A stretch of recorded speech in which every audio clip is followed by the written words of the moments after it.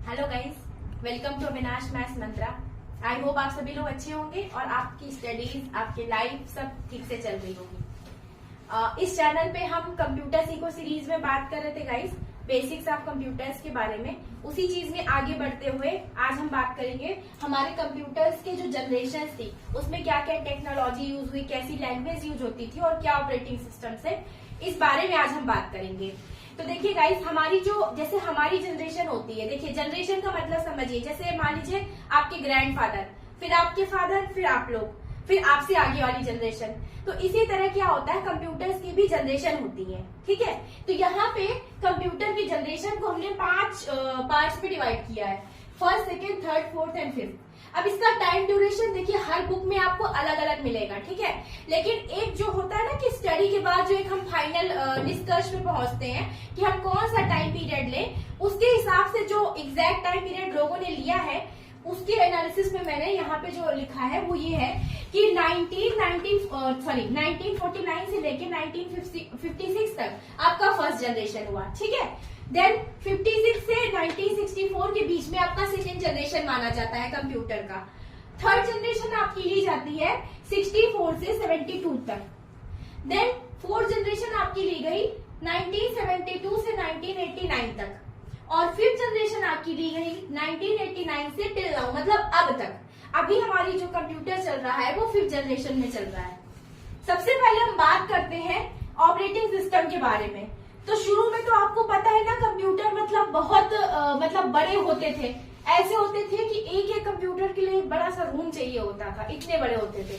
और वो basically computer क्या कैलकुलेटर होते थे, ठीक है। तो जो हमारे ऑपरेटिंग सिस्टम का आविष्कार हुआ है, जब हम कंप्यूटर पे सिर्फ कैलकुलेशन से बढ़ के और भी चीजें करने के लिए हमने इन्वेंशंस किए, तो हमारा जो ऑपरेटिंग सिस्टम आया कंप्यूटर में वो आया थर्ड जनरेशन से। कहां से आया? Third generation. तो थर्ड जनरेशन में जो ऑपरेटिंग सिस्टम आपका आया वो था CUI या CLI बेस्ड। अब CUI और CLI क्या है, इसका फुल फॉर्म देख लीजिए। CUI को बोलते हैं character user interface, okay. C से करेक्टर यूजर इंटरफेस। CLI को बोलते हैं कमांड लाइन इंटरफेस, ठीक है। तो आप में से जो बहुत पुराने लोग होंगे जिन्होंने डॉस वाला ऑपरेटिंग सिस्टम, मतलब ऐसा ऑपरेटिंग सिस्टम जिसमें ना सिर्फ एक ब्लैक स्क्रीन आता है, उस पे आप कमांड लिख लिख के काम अपना करते हो, उसमें वो माउस और ये सब नहीं होता, आइकन्स वगैरह नहीं होते, ठीक है। जैसे अभी होता है ना, अलग अलग चीजों के अलग अलग आइकन्स होते हैं, हम उस पे क्लिक करके आराम से अपना काम कर लेते हैं। वहां पे डॉस में ऐसा नहीं होता है। डिस्क ऑपरेटिंग सिस्टम इसका फुल फॉर्म है। और ये CUI या CLI बेस्ड होता है, मतलब उसमें आप एक कमांड डालिए आपका आउटपुट, एक कमांड डालिए आउटपुट, ऐसे चलता है, ठीक। तो ये हो गया आपका थर्ड जनरेशन का ऑपरेटिंग सिस्टम। फोर्थ जनरेशन आ गई GUI बेस्ड ऑपरेटिंग सिस्टम की।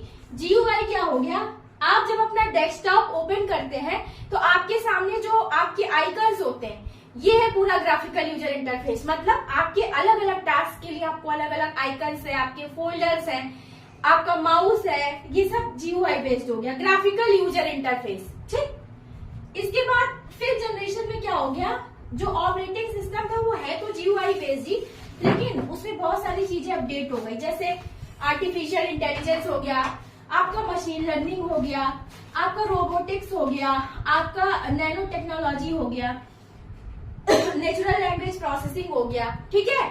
ये सारी चीजें आपकी 5वीं जनरेशन में अपडेट हो गई, ठीक है। और इसके साथ साथ आपका, जैसे आप साइबर सिक्योरिटी की तरफ ले लीजिए तो उसमें भी बहुत सारे अलर्ट्स और अपडेट्स वगैरह, ये सब इन्हीं का नतीजा है।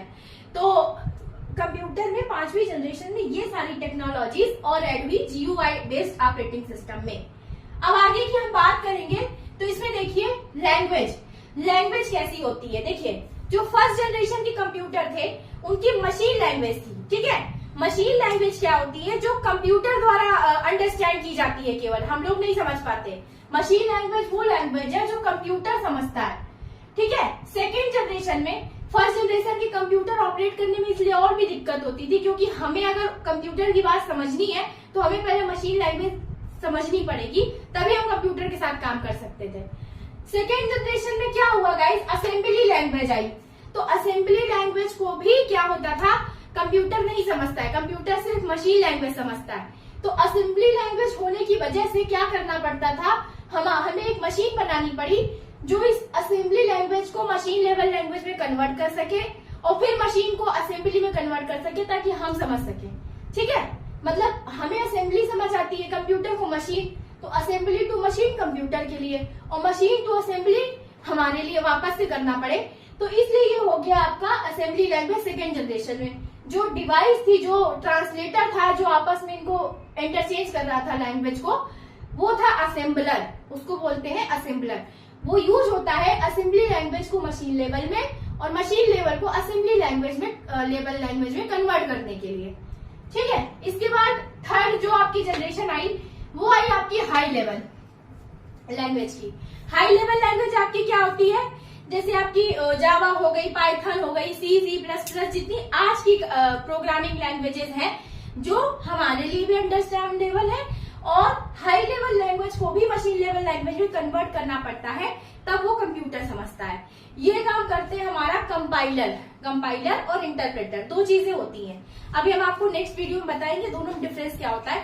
अभी के लिए जान लीजिए हाई लेवल लैंग्वेज को मशीन लेवल में और मशीन लेवल को वापस से हाई लेवल लैंग्वेज में करने के लिए जो डिवाइस का यूज होता है दैट इज कंपाइलर। ओके, जो जिस ट्रांसलेटर का यूज होता है। अब देखिए, अब हम बात करेंगे कि जो हमारा जो सर्किट की टेक्नोलॉजी थी, जो स्टोरेज की थी या जो उसका सर्किट डिजाइन था वो कैसा था। तो फर्स्ट जनरेशन में हमारे वैक्यूम ट्यूब्स और वॉल्व्स यूज होते थे। ठीक है, सेकेंड जनरेशन में हमारे ट्रांजिस्टर्स का आविष्कार हुआ। ठीक है, ये यूज होते थे। और थर्ड जनरेशन में आपका आ गया इंटीग्रेटेड सर्किट्स। क्या आ गया? Integrated circuits, IC.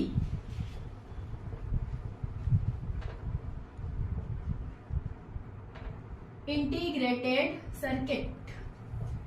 तो देखिए थर्ड जनरेशन में जो हुए यूज वो तीन हुए, SSI, MSI और LSI। SSI मतलब